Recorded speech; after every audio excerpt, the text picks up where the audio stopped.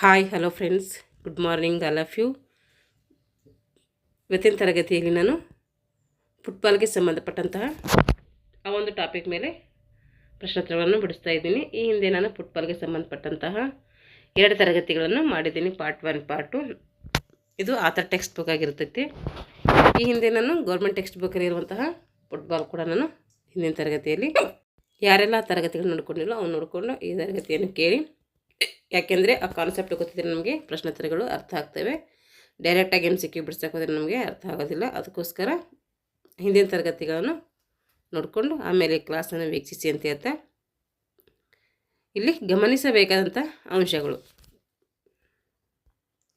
ಪ್ರಸ್ತುತ ಇಂಗ್ಲೀಷ್ ಫುಟ್ಬಾಲನ್ನು ಏನೆಂದು ಕರಿತೀವಿ ಅಂದರೆ ಸಾಕರ್ ಅಂತೇಳಿ ಕರಿತೀವಿ. ಫುಟ್ಬಾಲ್ಗೆ ಸಾಕರ್ ಅಂತೇಳಿ ಕರಿತೀವಿ. ಕಿಕ್ಕಿಂಗ್ ಗೇಮ್ ಅಂತ ಕೂಡ ಕರಿತೀವಿ. ಪಿಂಗ್ ಪಾಂಗ್ ಅಂತ ಕೂಡ, ಪಿಂಗ್ ಪಾಂಗ್ ಅಲ್ಲ, ಸಾಕರ್ ಬಾಲು ಮತ್ತು ಕಿಕ್ಕಿಂಗ್ ಗೇಮ್ ಅಂತೇಳಿ ಕರಿತೀವಿ. ಮೊಟ್ಟ ಮೊದಲ ವಿಶ್ವಕಪ್ ಫುಟ್ಬಾಲ್ ಚಾಂಪಿಯನ್ಶಿಪ್ ಯಾವಾಗ ನಡೀತು ಅಂದರೆ 1930ರಲ್ಲಿ ನಡೀತು. ಮೊಟ್ಟ ಮೊದಲ ವಿಶ್ವಕಪ್ ಚಾಂಪಿಯನ್ಶಿಪ್ 1930ರಲ್ಲಿ ನಡೀತೈತಿ. ಭಾರತದ ಫುಟ್ಬಾಲ್ ತಂಡ ಒಲಿಂಪಿಕ್ಸ್ನಲ್ಲಿ ಯಾವಾಗ ಪಾಲ್ಗೊಂಡಿತು ಅಂದರೆ 1948ರಲ್ಲಿ ಪಾಲ್ಗೊಂಡಿರ್ತೈತಿ. ಅದು ಲಂಡನ್ ಒಲಿಂಪಿಕ್ಸ್ನಲ್ಲಿ.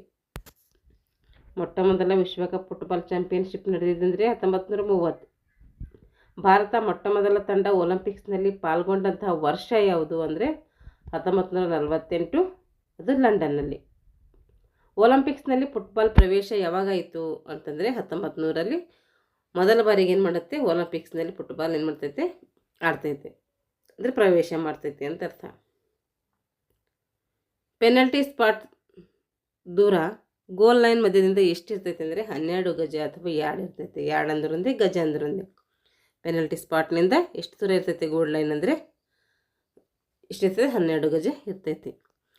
ಪೆನಲ್ಟಿ ಅರ್ಚ್ 9.15 ಮೀಟರ್ ಅಂದರೆ 2 ಗಜಗಳು ಯಾವುದಿರ್ತದೆ, ಪೆನಲ್ಟಿ ಅರ್ಚ್ ಇರ್ತೈತೆ. ಇದು ಗೋಲ್ ಪೋಸ್ಟ್ನ ದಪ್ಪ ಎಷ್ಟಿರ್ತೈತೆ ಅಂದರೆ 5 ಅಂಗುಲ ಅಥವಾ 5 ಇಂಚ್ ಇರ್ತೈತೆ, ಅಥವಾ 12 ಸೆಂಟಿಮೀಟರ್ ಇರ್ತೈತೆ. ಫುಟ್ಬಾಲ್ ಆಡಿಸಲು ಅಧಿಕಾರಿಗಳು ಚಲಿಸುವಂತಹ ವಿಧಾನ ಯಾವುದು? ಫುಟ್ಬಾಲ್ ಆಡಿಸುವಾಗ ಅಧಿಕಾರಿಗಳು ಯಾವ ವಿಧಾನದಲ್ಲಿ ಚಲಿಸ್ತಾರೆ ಅಂದರೆ ಡೈಗ್ನಲ್ ಸ್ಥಿತಿಯಲ್ಲಿ ಚಲಿಸ್ತಾರೆ. ಡೈಗ್ನಲ್ ಒಂದು ವಿಧಾನದಲ್ಲಿ ಏನು ಮಾಡ್ತಾರೆ, ಅವರು ಚಲಿಸ್ತಾರೆ. ಅರ್ಜೆಂಟೀನಾ ದೇಶದ ಫುಟ್ಬಾಲ್ ಮಾಂತ್ರಿಕ ಯಾರು ಅಂದರೆ ಡಿಂಗೋ ಮರಡೋನಾ. ಅರ್ಜೆಂಟೀನಾದ ಫುಟ್ಬಾಲ್ ಮಾಂತ್ರಿಕ ಇವರು ಯಾರಂದರೆ ಡಿಂಗೋ ಮರಡೋನಾ ಅವರು.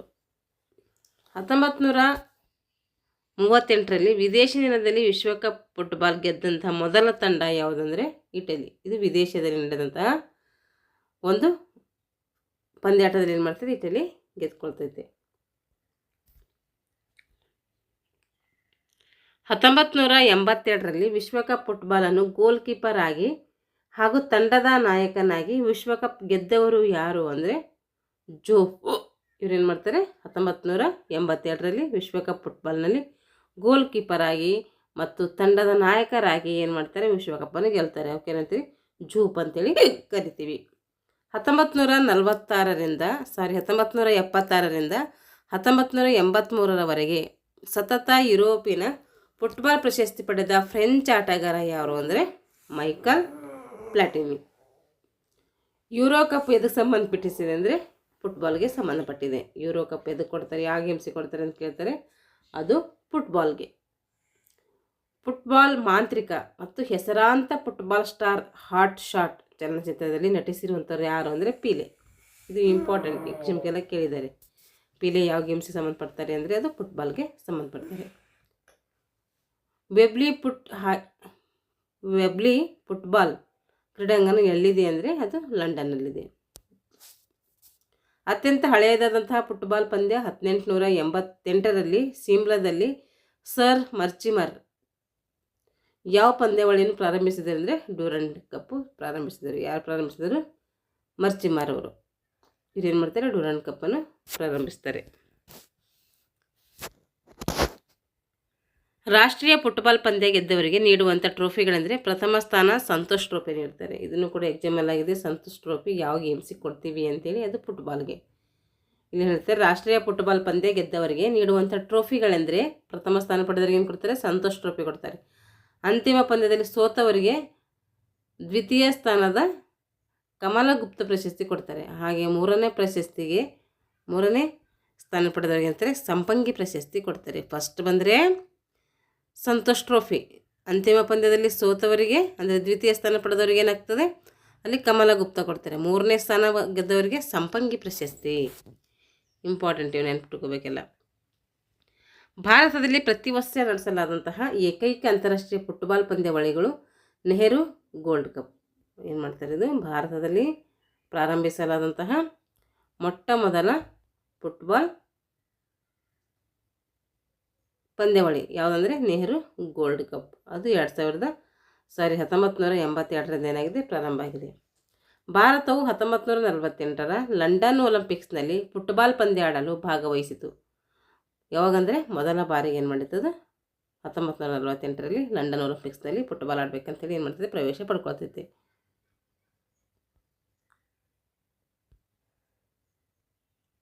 ಅದೇ ರೀತಿ ನೋಡ್ರಿ, ಫುಟ್ಬಾಲನ್ನು ಡ್ಯಾಶ್ ಎಂದು ಅಂದರೆ ಸಾಕರನ್ನು ಫುಟ್ಬಾಲ್ ಎಂದು ಹೆಸರು ಬದಲಾಯಿಸಿದವರು ಯಾರು? ಫಸ್ಟ್ ಏನು ಕರಿತೀವಿ? ಫುಟ್ಬಾಲ್ಗೆ ಸಾಕರ್ ಅಂತೇಳಿ ಕರಿತಾ ಇದ್ವಿ. ಆ ಹೆಸರನ್ನು ಯಾರು ಬದಲಾಯಿಸಿದ್ರು ಅಂತಂದರೆ ಚಾರ್ಲ್ಸ್ ವ್ರೇಫರ್ಡ್ ಬ್ರೌನ್. ಫುಟ್ಬಾಲ್ ಅಂತ ಹೆಸರು ಯಾರಿಟ್ರು ಅಂದರೆ ಚಾರ್ಲ್ಸ್ ವ್ರೇಫರ್ಡ್ ಬ್ರೌನ್ ಅವ್ರು ಏನು ಮಾಡ್ತಾರೆ? 1863ರಲ್ಲಿ ಈ ಹೆಸರನ್ನು ಇಡ್ತಾರೆ. ಮೊದಲೇನು ಮಾಡ್ತಾರೆ? ಸಾಕರ್ ಅಂತೇಳಿ ಕರಿತಾ ಇದ್ರು. ಗೋಲ್ ಲೈನಿಂದ ಪೆನಲ್ಟಿ ಸ್ಪಾಟ್ಗೆ ಎಷ್ಟು ಯಾರ್ಡ್ ಇರ್ತದೆ ಅಂದರೆ 12 ಯಾರ್ಡ್ ದೂರದಲ್ಲಿ ಇರ್ತೈತೆ. ರಿಯೋ ಡಿ ಜನೈರೋ ಮೈದಾನದಲ್ಲಿ ಮಾರಕಾನ ಕ್ರೀಡಾಂಗಣ ಮತ್ತು ಮಾರಿಯೋ ಫೆಲೋ ಕ್ರೀಡಾಂಗಣ ಎಂಬ 2 ಹೆಸರುಗಳಿಂದ ಕರೀತಾರೆ. ರಿಯೋ ಡಿ ಜನೈರ್ನ ಮೈದಾನವನ್ನು ಏನಂತ ಹೆಸರಿಂದ ಕರೀತಾರೆ ಅಂದರೆ ಮರಕಾನ ಕ್ರೀಡಾಂಗಣ ಮತ್ತು ಮಾರಿಯೋ ಫೆಲೋ ಕ್ರೀಡಾಂಗಣ ಅಂತೇಳಿ 2 ಹೆಸರಿನಿಂದ ಕರೀತಾರೆ.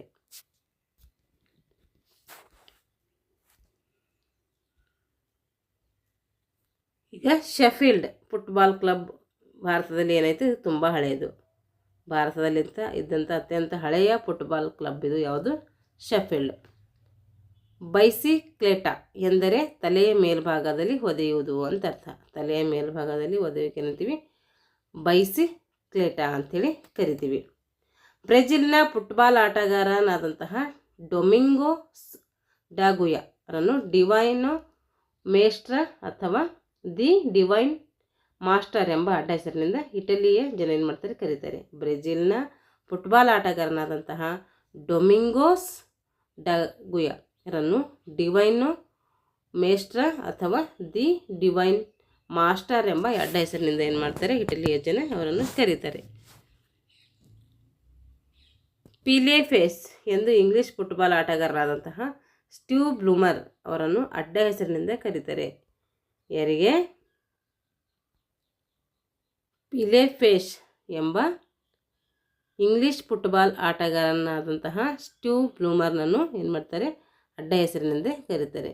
ಪಿಲೆ ಫೇಸ್ ಎಂದು ಇಂಗ್ಲಿಷ್ ಫುಟ್ಬಾಲ್ ಆಟಗಾರನಾದಂಥ ಇವು ಯಾರಿರ್ತಾರೆ? ಇಂಗ್ಲಿಷ್ ಫುಟ್ಬಾಲ್ ಆಟಗಾರನಾದಂಥ ಸ್ಟೀವ್ ಬ್ಲೂಮರ್, ಇವನು ಅಡ್ಡ ಹೆಸರಿನಿಂದ ಏನು ಕರೀತಾರೆ? ಪಿಲೆ ಫೇಸ್ ಅಂತೇಳಿ ಕರೀತಾರೆ. 1970ರಲ್ಲಿ ಪ್ರಥಮ ಬಾರಿಗೆ European football of the year ಪ್ರಶಸ್ತಿ ಯಾರು ಪಡ್ಕೊಂಡಿದ್ದಾರೆ? ಜರ್ಮನಿಯ ಆಟಗಾರನಾದಂತಹ ಜೆಡ್ ಮುಲ್ಲರ್ ಅವರು ಪಡ್ಕೊಳ್ತಾರೆ. ಇವಾಗ ಫಿಫಾ ಸ್ಥಾಪಿಸಿದ ಸದಸ್ಯ ರಾಷ್ಟ್ರಗಳೆಂದರೆ ನೆದರ್ಲ್ಯಾಂಡ್. ಫಿಫಾ ಯಾವ್ಯಾವ ಸದಸ್ಯ ರಾಷ್ಟ್ರಗಳು ಪ್ರಾರಂಭ ಮಾಡ್ತು ಅಂದರೆ Netherland, Belgium, Denmark, Switzerland, Germany, France, Sweden. ಇವು ಫಿಫಾ ಸ್ಥಾಪಿಸಿದಂಥ ಸದಸ್ಯ ರಾಷ್ಟ್ರಗಳು. ಫಿಫಾ ಅಂತ ಬರ್ತೈತಿ ಫೆಡರೇಷನ್ ಆಫ್ ಫುಟ್ಬಾಲ್ ಅಸೋಸಿಯೇಷನ್ ಅಂತೇಳಿ. ಇದು ಏನು ಮಾಡ್ತೈತಿ? 7 ರಾಷ್ಟ್ರಗಳನ್ನು ಇದರ ಸದಸ್ಯತ್ವವನ್ನು ಪಡ್ಕೊಳ್ತೈತಿ. ಪೀಲೆಯ ನಿಜವಾದಂಥ ಹೆಸರೇನು ಅಂತೇಳಿ ಕೇಳಿದರೆ ಇಲ್ಲಿ ಎಡ್ಸನ್ ಅರೆಂಟಸ್ ಡೊ ನಾಸಿಮೆಂಟೋ. ಎಡ್ಸನ್ ಅರೆಂಟಸ್ ಡೊನಾಸಿಮೆಂಟೊ ಅನ್ನೋದೇನಿದು ಪಿಜಿಲೆಯ ನಿಜವಾದಂತಹ ಹೆಸರು. ಆದರೆ ನನಗೆ ಶಾರ್ಟ್ ಫಾರ್ಮ್ ಆಗಿ ಪೀಲೆ ಅಂತೇಳಿ ಕರೀತಾರೆ. 22 ವರ್ಷಗಳಲ್ಲಿ 1277 ಗೋಲ್ ಮತ್ತು 1352 ಪಂದ್ಯಗಳನ್ನು ಆಡಿದ ದಾಖಲೆಯನ್ನು ಮಾಡಿದ್ದಾರೆ. ಇಂಪಾರ್ಟೆಂಟ್, ಅದಕ್ಕೆ ಇನ್ಮೇಲೆ ಕ್ವಶನ್ಗಳು ಆಗ್ತವೆ, ನೆನ್ಪಿಟ್ಕೊಳ್ಬೇಕು. ಪೆನಾಲ್ಟಿ ಶೂಟೌಟ್ ನಿಯಮವನ್ನು ಯಾರು ಜಾರಿಗೆ ತಂದರು ಅಂದರೆ ವಿಲಿಯಂ ಮೆಕ್ರಾನ್ ಅವರು ಜಾರಿಗೆ ತರ್ತಾರೆ. ಯಾವುದು? Penalty shootout, William ಮೆಕ್ರಾನ್. 11 ಜನ ಆಟಗಾರರು ಎಂದು ಫುಟ್ಬಾಲ್ ಉನ್ನತೀಕರಿಸಿದ್ದು ಯಾವಾಗ? 11 ಜನ ಆಟ ಆಡಬೇಕು ಅಂಥೇಳಿ ಯಾವಾಗ ಫುಟ್ಬಾಲ್ ಹೇಳಿತು ಅಂದರೆ ಉನ್ನತೀಕರಿಸಿದ ಯಾವಾಗ ಅಂದರೆ 1870ರಲ್ಲಿ. ಇವಾಗ 11 ಜನ ಆಟ ಆಡ್ತಾರೆ, 5 ಜನ ಎಕ್ಸ್ಟ್ರಾ ಪ್ಲೇಯರ್ಸ್ ಇರ್ತಾರೆ. ಇದರಲ್ಲಿ ಬದಲಿ ಆಟಗಾರ ಅಂತೇಳಿ ಕರಿತೀವಿ ಅವರಿಗೆ.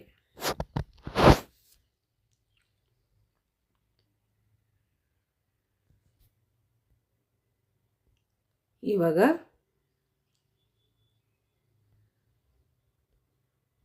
ನೋಡ್ರಿ, UEFA union of European football association ಅಂತೇಳಿ ಕರಿತೀವಿ. ಇದರ ಫುಲ್ ಫಾರ್ಮ್ ಏನಂದರೆ union of European football association. ಇದ್ರಲ್ಲಿ ನಾವು ಕೇಳ್ಬೋದು, ನೆನ್ಪಿಟ್ಕೋಬೇಕು. Union of European football association. ಪ್ರಥಮ ಬಾರಿಗೆ ಪದ್ಮಶ್ರೀ ಪ್ರಶಸ್ತಿ ಪಡೆದ ಭಾರತದ ಫುಟ್ಬಾಲ್ ಪಟು ಯಾರು ಅಂದರೆ ಗೋಸ್ತ ಬೆಹರಿ ಪಾಲ್. ಇವರು 1962ರಲ್ಲಿ ಏನು ಮಾಡ್ತಾರೆ, ಪದ್ಮಶ್ರೀ ಪ್ರಶಸ್ತಿಯನ್ನು ಫುಟ್ಬಾಲ್ ಒಂದು ವಿಭಾಗದಲ್ಲಿ ಪಡ್ಕೊಳ್ತಾರೆ. ಇದು ಇಂಪಾರ್ಟೆಂಟ್, ನೆನ್ಪಿಟ್ಕೋಬೇಕು. ಗೋಸ್ತ ಬೆಹರಿ ಪಾಲ್ ಅಂತೇಳಿ. ಫುಟ್ಬಾಲ್ ಆಟಕ್ಕೆ ಸಂತೋಷ್ ಟ್ರೋಫಿಯನ್ನು ಯಾವಾಗ ಕೊಡ್ತಾರೆ ಅಂದರೆ 1941ರಿಂದ ಪ್ರಾರಂಭ ಮಾಡಿದ್ದಾರೆ ಫುಟ್ಬಾಲ್ ಕ್ರೀಡೆಗೆ ಸಂತೋಷ್ ಟ್ರೋಫಿ ಕೊಡೋಕ್ಕೆ.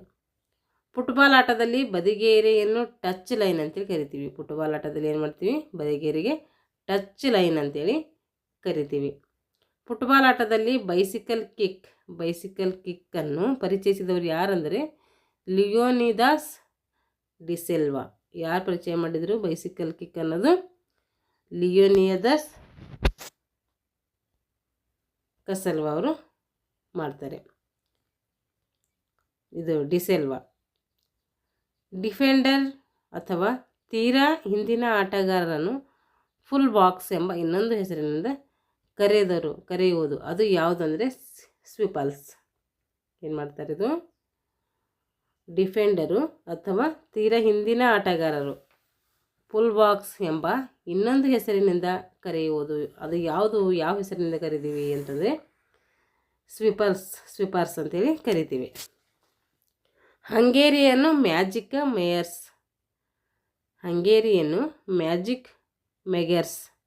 ಅಂತೇಳಿ 1954ರಲ್ಲಿ ಏನು ಮಾಡಲಾಗಿದೆ? ಗುರುತಿಸಲಾಗಿದೆ.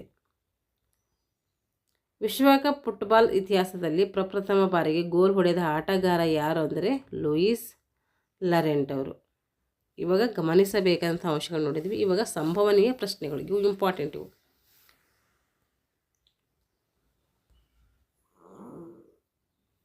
ನೋಡ್ರಿ, ಇವಾಗ ಫುಟ್ಬಾಲ್ ಕಾರ್ನರ್ ಕಿಕ್ಗೆ ವಕ್ರರೇಖೆ ಗುರುತಿಸಲು ಎಷ್ಟು ತ್ರಿಜ್ಯ ಇರಬೇಕು ಅಂತಂದರೆ 3 ಅಡಿ ತ್ರಿಜ್ಯ ಇರಬೇಕು. 3 ಅಡಿ ಅಥವಾ 1 ಮೀಟರ್ ಇರಬೇಕು. ಫುಟ್ಬಾಲ್ ಆಟದಲ್ಲಿ ರಕ್ಷಣಾ ತಂಡದ ಆಟಗಾರರು ಚೆಂಡನ್ನು ಗೋಲ್ ರೇಖೆಯ ಹೊರಗಡೆ ಹೊಡೆದಾಗ ಏನು ಮಾಡ್ತಾರೆ? ಅವರಿಗೆ ಕಾರ್ನರ್ ಕಿಕ್ ಕೊಡ್ತಾರೆ. ಫುಟ್ಬಾಲ್ ಆಟದಲ್ಲಿ ರಕ್ಷಣಾ ತಂಡದ ಆಟಗಾರನು ಚೆಂಡನ್ನು ಏನು ಮಾಡ್ತಾನೆ? ರೇಖೆಯ ಹೊರಗಡೆ ಹೊಡೆದಾಗ, ಅಂದರೆ ಗ್ರೌಂಡ್ ಹೊರಗಡೆ ಹೊಡೆದಾಗ ಅಲ್ಲಿ ಏನು ಮಾಡ್ತಾರೆ? ಕಾರ್ನರ್ ಕಿಕ್ ಕೊಡ್ತಾರೆ. ಫುಟ್ಬಾಲ್ ಆಟದಲ್ಲಿ ಗೋಲ್ನ ಅಗಲ ಎಷ್ಟಿರ್ತದೆ ಮತ್ತು ಎತ್ತರ ಎಷ್ಟಿರ್ತದೆ ಅಂದರೆ ಅಗಲ 24 ಅಡಿ ಇರ್ತೈತೆ ಅಥವಾ 8 ಅಡಿ ಅಂತೇಳಿ ಕರಿತೀವಿ. ಮತ್ತು ಎತ್ತರ ಎಷ್ಟಿರ್ತದೆ ಅಂತಂದರೆ ಎತ್ತರ 8 ಅಡಿ ಇರ್ತೈತೆ. ಇಲ್ಲಿ 2.44 ಮೀಟರ್ ಅಂತೇಳಿ ನಾವು ಕರಿತೀವಿ.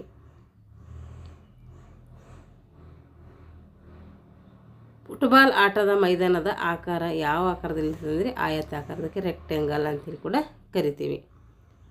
ಫುಟ್ಬಾಲ್ ಆಟದಲ್ಲಿ ಎಷ್ಟು ಜನ ಲೈನ್ ಅಂಪೈರ್ಸ್ ಮುಖ್ಯ ತೀರ್ಪುಗಾರರಿಗೆ ಸಹಾಯಕರಾಗಿ ಕೆಲಸ ಮಾಡ್ತಾರೆ ಅಂದರೆ 2 ಜನ.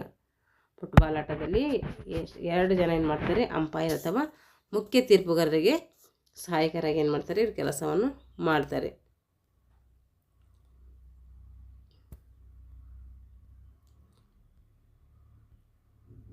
ಇವಾಗ ಯೂರೋ ಕಪ್ ಈ ಆಟಕ್ಕೆ ಕೊಡ್ತಾರೆ. ಯೂರೋ ಕಪ್ ಎದಕ್ಕೆ ಕೊಡ್ತಾರೆ ಅಂದರೆ ಫುಟ್ಬಾಲ್ಗೆ. ಫುಟ್ಬಾಲ್ ಆಟದ ಒಂದು ಅವಧಿ ಎಷ್ಟಿರ್ತದೆ ಅಂದರೆ 45 ನಿಮಿಷ ಇರ್ತೈತೆ. ಬ್ಲ್ಯಾಕ್ ಪಿರಲ್ ಅಂತ ಯಾರಿಗೆ ಕರಿತೀವಿ ಅಂದರೆ ಪೀಲಿಯವರಿಗೆ ಕರಿತೀವಿ. ಯಾರಿಗೆ ಕರಿತೀವಿ? ಪೀಲಿಯವರಿಗೆ. ಅವ್ರಿಗೇನು ಕರಿತೀವಿ? ಬ್ಲ್ಯಾಕ್ ಪೆರಾಲೆ ಅಂಥೇಳಿ ಕರಿತೀವಿ. ಫುಟ್ಬಾಲ್ ಆಟದಲ್ಲಿ ಥ್ರೋಯಿಂಗ್ ಇನ್ ಮಾಡುವಾಗ ಆಟಗಾರರು ಚೆಂಡನ್ನು ಮುಟ್ಟುವುದನ್ನು ಹೊರತುಪಡಿಸಿ ನಿಯಮಬದ್ಧರಾಗಿ ಯಾರು ಚೆಂಡನ್ನು ಮುಟ್ಟಲು ಅವಕಾಶ ಇದೆ ಅಂದರೆ ಗೋಲ್ ಕೀಪರ್ ಏನು ಮಾಡ್ತಾನೆ? ಫುಟ್ಬಾಲ್ ಆಟದಲ್ಲಿ ಥ್ರೋಯಿಂಗ್ ಇನ್ ಮಾಡುವಾಗ ಆಟಗಾರರ ಚೆಂಡನ್ನು ಮುಟ್ಟುವುದನ್ನು ಹೊರತುಪಡಿಸಿದರೆ ನಿಯಮಬದ್ಧವಾಗಿ ಯಾರು ಚೆಂಡನ್ನು ಮುಟ್ಟಲು ಅವಕಾಶ ಇರ್ತದೆ ಅಂದರೆ ಅವರಿಗೆ ಗೋಲ್ ಕೀಪರ್ಗೆ ಏನಿರ್ತೈತೆ? ಅವಕಾಶ ಇರ್ತೈತೆ. ಫುಟ್ಬಾಲ್ ಆಟದಲ್ಲಿ ಗೋಲ್ ಲೈನಿಂದ ಪೆನಾಲ್ಟಿ ಸ್ಪಾಟ್ಗೆ ಇರುವಂತಹ ದೂರ ಯಾವುದಂದರೆ 12 ಗಜ ಅಥವಾ ಯಾರ್ಡ್ ಅಂತೇಳಿ ಕರಿತೀವಿ.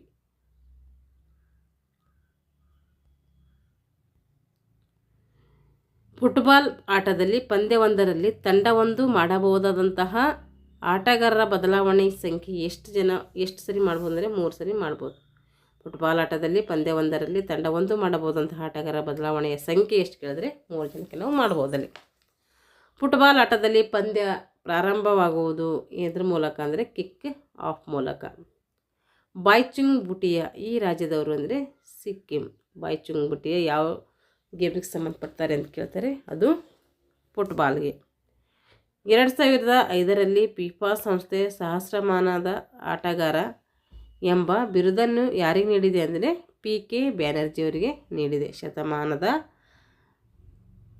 ಸಹಸ್ರಮಾನದ ಆಟಗಾರ ಅಂಥೇಳಿ.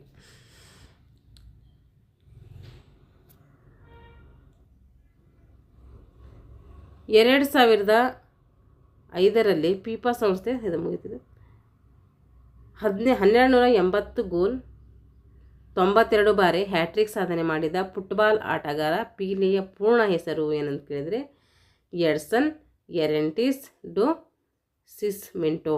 ಇಂಪಾರ್ಟೆಂಟ್ ಇದು, ಅಲ್ಲಿ ಗಮನಿಸಬೇಕಾದ ಅಂಶದಲ್ಲೂ ಬಂದಿದ್ದು ಇಲ್ಲೂ ಬಂದಿದೆ. ಎಡ್ಸನ್ ಎರೆಂಟಿಸ್ ಡೊ ಸಿಸ್ಮೆಂಟೋ. ಹ್ಯಾಂಡ್ ಆಫ್ ಗಾಡ್ ಮತ್ತು ದಿ ಗೋಲ್ ಆಫ್ ಸೆಂಚುರಿ ಎಂಬ 2 ಅವಿಸ್ಮರಣೀಯ ಗೋಲ್ ಬಾರಿಸಿದ ಅರ್ಜೆಂಟೀನಾದ ಫುಟ್ಬಾಲ್ ಆಟಗಾರ ಯಾರಂದರೆ ಅದು ಡಿಂಗೋ ಅರ್ಮಂಡೆ ಮರ್ಡೋನಾ. ಡಿಗೋ ಅರ್ಮಂಡೆ ಮರ್ಡೋನಾ ಇವರೇನು ಹ್ಯಾಂಡ್ ಆಫ್ ಗಾಡ್ ಮತ್ತು ದಿ ಗೋಲ್ ಆಫ್ ಸೆಂಚುರಿ ಎಂಬ 2 ಅವಿಸ್ಮರಣೀಯ ಗೋಲ್ ಬಾರಿಸಿದಂತಹ ಅರ್ಜೆಂಟೀನಾದ ಫುಟ್ಬಾಲ್ ಆಟಗಾರ. ಇಂಪಾರ್ಟೆಂಟ್ ಇದು, ಮರ್ಡೋನಾ ಅಂಥೇಳಿ ನೆನ್ಪಿಟ್ಕೊಳ್ಬೇಕು ಇವನು. ಫಿಫಾ ಸಂಸ್ಥೆ ನೀಡುವ ವರ್ಷದ ಫುಟ್ಬಾಲ್ ಆಟಗಾರ ಪ್ರಶಸ್ತಿಯನ್ನು 3 ಬಾರಿ ಪಡೆದಿರುವಂತಹ ಆಟಗಾರ ಯಾರು? 3 ಬಾರಿ ಪಡೆದಿರುವ ಇಬ್ಬರು ಆಟಗಾರರಲ್ಲಿ ಫ್ರಾನ್ಸಿನ ಜಿನೇದಿನ್ ಜಿದಾನ್ ಒಬ್ಬರಾದರೆ ಮತ್ತೊಬ್ಬರು ಯಾರು ಅಂದರೆ ರೊನಾಲ್ಡ್ ಲೂಯಿಸ್ ನಜೇರಿಯಾ ದಿ ಲಿಮಾ ಅಂಥೇಳಿ ಕರಿತೀವಿ. ಫಿಫಾ ಸಂಸ್ಥೆ ನೀಡುವಂತಹ ಫುಟ್ಬಾಲ್ ಆಟಗಾರ ಪ್ರಶಸ್ತಿಯನ್ನು 3 ಬಾರಿ ಪಡೆದಿರುವಂತಹ ಇಬ್ಬರು ಆಟಗಾರರು, ಇವರಿಬ್ಬರು ಏನು ಮಾಡಿದ್ದಾರೆ? 3 ಬಾರಿ ಪಡ್ಕೊಂಡಿದ್ದಾರೆ. ಒಬ್ಬರವರು ಫ್ರಾನ್ಸಿನ ಜಿನೇದಿನ್ ಜಿದಾನ್ ಅವರೊಬ್ಬರು ಕೊಟ್ಟಿದ್ದಾರೆ. ಇನ್ನೊಬ್ಬರು ಯಾರು ಅಂತೇಳಿ ಕೇಳ್ತಿದ್ದಾರೆ, ಅದು ರೊನಾಲ್ಡ್ ಲೂಯಿಸ್ ನಜೇರಿಯಾ ದಿ ಲಿಮಾ ಅಂತ ಇರ್ತೇವೆ. ಇವಾಗ ಸ್ವಲ್ಪ ಪೆನ್ಗಳು ತಗೊಳಕ್ಕೆ ಸ್ವಲ್ಪ ಲೇಟ್ ಆಗ್ತಾ ಇರ್ತೈತಿ, ಅದಕ್ಕೆ ಮತ್ತಿದೆ ಸ್ವಲ್ಪ ಒಂಥರ ಗ್ಯಾಪ್ ಆದಂಗೆ ಅನಿಸ್ತೈತಿ. ಇವಾಗ ನೋಡ್ರಿ, ಫುಟ್ಬಾಲ್ ಆಟವನ್ನು ಹೀಗೂ ಕರೀತಾರೆ. ಹೇಗೆ ಕರೀತಾರೆ ಅಂದರೆ ಸಾಕರ್ ಅಂತ ಕೂಡ ಕರೀತಾರೆ, ಕಿಕ್ಕಿಂಗ್ ಗೇಮ್ ಅಂತ ಕೂಡ ಕರೀತಾರೆ. ಫುಟ್ಬಾಲ್ ಆಟಕ್ಕೆ ಮೊದಲು ವಿಸ್ತೃತ ವಿವರಣೆಯನ್ನು ಅಥವಾ ನಿಯಮಗಳನ್ನು ನೀಡಿದವರು ಯಾರಂದರೆ ವಿಲಿಯಂ ಫಿಟ್ ಸ್ಟೀಫನ್. ಏನು ಮಾಡ್ತಾರೆ ಇವರು? ಫುಟ್ಬಾಲ್ ಆಟಕ್ಕೆ ಮೊದಲ ಬಾರಿಗೆ ನಿಯಮಗಳನ್ನು ನೀಡ್ತಾರೆ. ಯಾರು? ವಿಲಿಯಂ ಫಿಟ್ ಸ್ಟೀಫನ್ ಅವರು. ಫುಟ್ಬಾಲ್ ಆಟವನ್ನು ಕಿಕ್ಕಿಂಗ್ ಗೇಮ್ ಎಂದು ಕರೆದವರು ಯಾರು ಅಂದರೆ ಲಂಡನ್ ಫುಟ್ಬಾಲ್ ಅಸೋಸಿಯೇಷನ್ ಏನು ಮಾಡ್ತೈತೆ? ಕಿಕ್ಕಿಂಗ್ ಗೇಮ್ ಅಂತೇಳಿ ಕರಿತೈತೆ. ಇಬ್ಬರು ರಕ್ಷಣಾತ್ಮಕ ಆಟಗಾರರು ಇಲ್ಲದಿರುವ ಸಮಯದಲ್ಲಿ ಎದುರಾಳಿ ಭಾಗದ ಅಂಕಣದಲ್ಲಿ ಹೋಗಿ ಚೆಂಡು ಆಡಿದರೆ ನಿರ್ಣಾಯಕರಾಗಿ ನಿಮ್ಮ ತೀರ್ಪು ಏನಾಗಿರ್ತೈತೆ ನೋಡ್ರಿ. ಇಬ್ಬರು ರಕ್ಷಣಾತ್ಮಕ ಆಟಗಾರರು ಇಲ್ಲದಿರುವ ಸಮಯದಲ್ಲಿ ಎದುರಾಳಿ ಭಾಗದ ಅಂಕಣದಲ್ಲಿ ಹೋಗಿ ಚೆಂಡು ಆಡಿದರೆ ನಿರ್ಣಾಯಕರಾಗಿ ನಿಮ್ಮ ತೀರ್ಪು ಏನಾಗ್ತದೆ ಆಫ್ ಸೈಡ್ ಸಂಕೇತ ಇಲ್ಲಿ ನೀಡಬೇಕಾಗ್ತೈತೆ. ಫುಟ್ಬಾಲ್ ಪಂದ್ಯದಲ್ಲಿ ಟೈ ಅಥವಾ ಸಮ ಆದಾಗ ಬಿಡಿಸಲು ಎರಡೂ ತಂಡದ 5 ಮಂದಿ ಆಟಗಾರರು ಪೆನಾಲ್ಟಿ ಕಿಕ್ಗಳನ್ನು ನೀಡುವುದು. ಇದಕ್ಕೇನಂತೀವಿ ಅಂದರೆ ಟೈ ಬ್ರೇಕರ್ ಸಮಯದಲ್ಲಿ ಏನು ಮಾಡ್ತೀವಿ, ಈ ರೀತಿ 5 ಮಂದಿ ಆಟಗಾರರಿಗೆ ಪೆನಾಲ್ಟಿಗಳನ್ನು ನೀಡ್ತೀವಿ.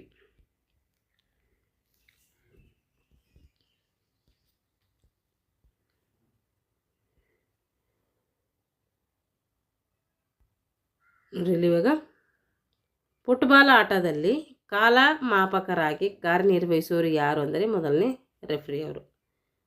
ಜೂಲ್ಸ್ ರಿಮೆ ಟ್ರೋಫಿ ವಿಶ್ವಕಪ್ನ ಪಂದ್ಯಾವಳಿಯಲ್ಲಿ ಈ ಕ್ರೀಡೆಗೆ ನೀಡ್ತೀವಿ ಅಂದರೆ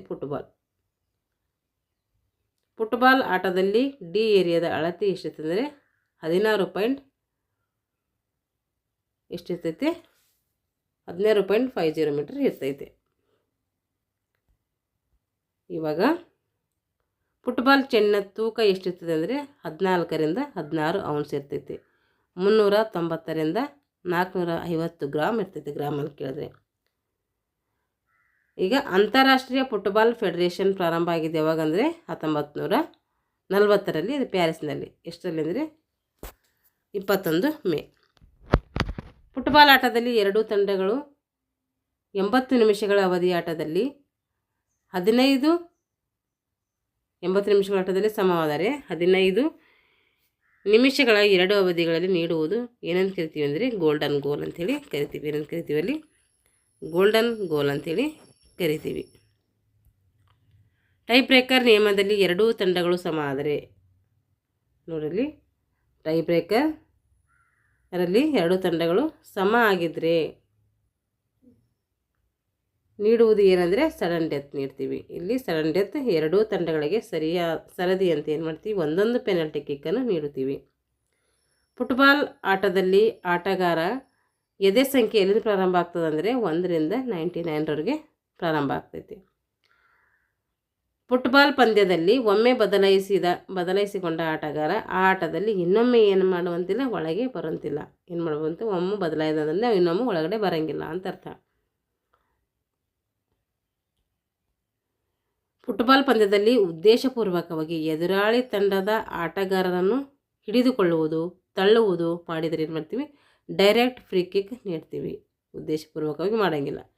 ಫುಟ್ಬಾಲ್ ಆಟದಲ್ಲಿ ಕ್ರೀಡಾಧಿಕಾರಿಯು ಬಳಸುವ ಕಾರ್ಡ್ಗಳು ಯಾವ್ಯಾವು ಅಂದರೆ ಕೆಂಪು ಮತ್ತು ಹಳದಿ, ಈ 2 ಕಾರ್ಡ್ಗಳನ್ನು ಫುಟ್ಬಾಲ್ ಆಟದಲ್ಲಿ ಬಳಸ್ತೀವಿ. ಇಲ್ಲಿವರೆಗೂ ಏನು ಮಾಡಿದ್ದೀವಿ ಅಂದರೆ ಫುಟ್ಬಾಲ್ ಮೇಲೆ ಪ್ರಶ್ನೋತ್ತರಗಳನ್ನು ಬಿಡಿಸಿದ್ದೀವಿ. ಯಾರೆಲ್ಲ ದೈಹಿಕ ಶಿಕ್ಷಕರನ್ನು ನೇಮಕಾತಿಗೆ ಪೂರ್ವ ಸಿದ್ಧತೆಯನ್ನು ಮಾಡ್ಕೊಳ್ತಿದ್ದೀರೋ ಅವರು ಈ ಒಂದು ತರಗತಿಗಳನ್ನು ಬಳಸ್ಕೊಳ್ಳಿ ಅಂತ ಹೇಳ್ತಾ ಇಲ್ಲಿಗೆ ತರಗತಿಯನ್ನು ಮುಗಿಸ್ತಾ ಇದ್ದೀನಿ. Thanks for watching all.